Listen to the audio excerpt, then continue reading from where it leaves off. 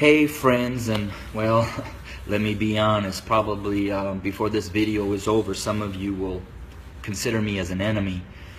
But I wanted to share a couple minutes about my thoughts, not only on the tragedies that we have been experiencing over these past months, and especially these last couple of days with the shootings of our black men, but what I'm coming to learn over my 23-year journey of being a white man, living and ministering amongst my black family here in several inner cities of Chicago. And I'm going to speak very black and white because, let's be honest, it's a black and white issue. I want to take you to the book of Exodus, chapter 1, and I wanted to share a little bit of what took place prior to the rise of Moses. When I read that, it talked about that the Pharaoh became concerned and very fearful that the Hebrew slaves were growing in number and in power. So in order to maintain their oppression, he put upon them great labor. He put upon the Hebrew slaves cruelty to keep them down. However, they still grew.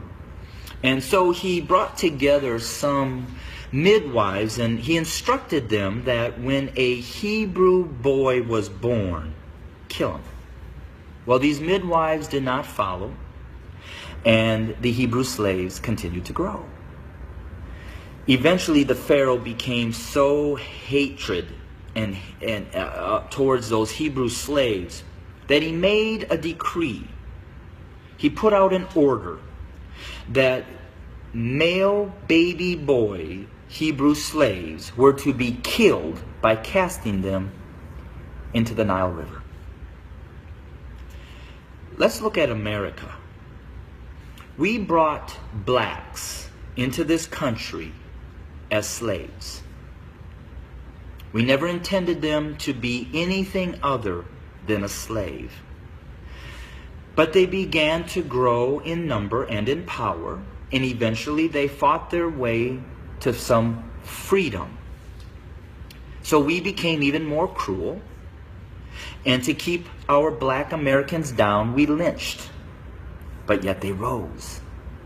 So then we used the welfare system, the criminal justice system, to keep them down, to contain them, to destroy them. But yet they rose, and they're rising. Then we built prisons and jails to hold them. Yet they rose. And so now we are doing exactly what the Pharaoh did at the end, sending out a decree: kill them. So until we admit that when we wrote this Constitution that all men are created equal, that we never intended to include our black brothers and sisters, our nation may end up facing exactly what the Egyptians faced when they refused to let God's people go. So I'm going to say this to my white fellow Americans, that the bloodshed that is on its way is not on the hands of our fellow black Americans, but is on our hands. We are the ones that are refusing to let God's people go. We are the ones that are refusing to acknowledge that we do not value our black brothers and sisters as equal individuals or equal Americans as us white men. And to my black brothers and sisters, the racial issues, as I've said, have been there from the very foundation. But why do we see it more? Because there's a shifting. See, us white men have been at the head since the foundation. But we've had a black president. And you know, we've done everything in our power to keep him from really changing things. Now we have another minority rising to the top, a white female. What does that say?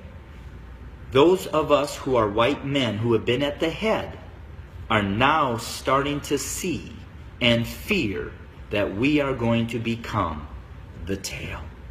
And we know what we've done to you. And so now we're fearful that you're going to do to us what we have done to you. But I will say this. I've lived in a black community for 23 years. I've never been treated the way that this country has treated my black Americans. So I call out my white Americans to say we better heed, repent, acknowledge, and change. Because if we don't, I just want to again say this. The bloodshed that we will experience is on our hands, not the hands of our fellow black Americans. I welcome your comments. I welcome your feedback. Hit me up on Facebook or go to my webpage at www.studio2911.org. Again, that's studio2911.org. I don't necessarily know the answer, except for us white Americans need to repent, acknowledge the lies that we have taught, acknowledge our value system of equality. It is not here, and it does not include our black brothers and sisters.